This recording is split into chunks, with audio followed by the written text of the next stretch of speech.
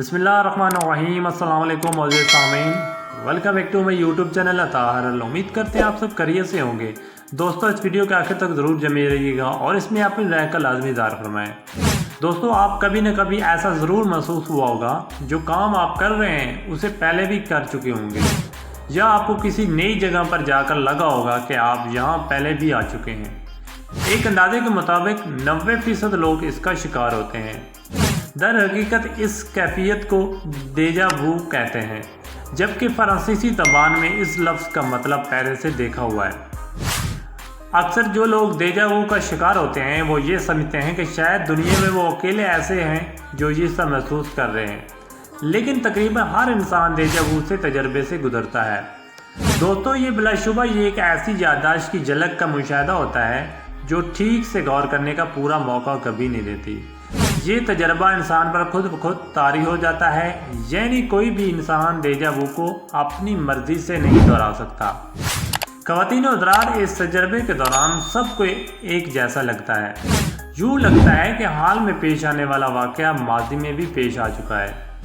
इस तजर्बे के दौरान इसके कुछ देर बाद तक हर इंसान को अजीब व गरीब सी कैफियत महसूस हो रही होती है। उसको कुछ पता नहीं लग रहा होता कि उसके साथ हो क्या रहा होता है। इसके मुतल्लिक पहला नज़रिया तो ये होता है कि जब हम सो रहे होते हैं तो हमारी रूह हमारे जिस्म से निकलकर कुछ काम करती है और वो काम हमारे नींद सोए हुए दिमाग में महफूज हो जाता है। फिर जब हम हकीकत में वो काम करने लगते हैं तो हमें लगता है कि ये काम हम पहले भी कर चुके हैं।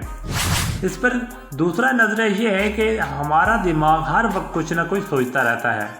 इसके अंदर कोई ना कोई बात गर्दिश करती रहती है और हम ख्यालों में बहुत सारी तस्वीरों को बनाते हैं। इसमें कुछ तस्वीरें हकीकत से मुशाबा होती हैं और हमें लगता है कि हम पहले भी देख चुके हैं।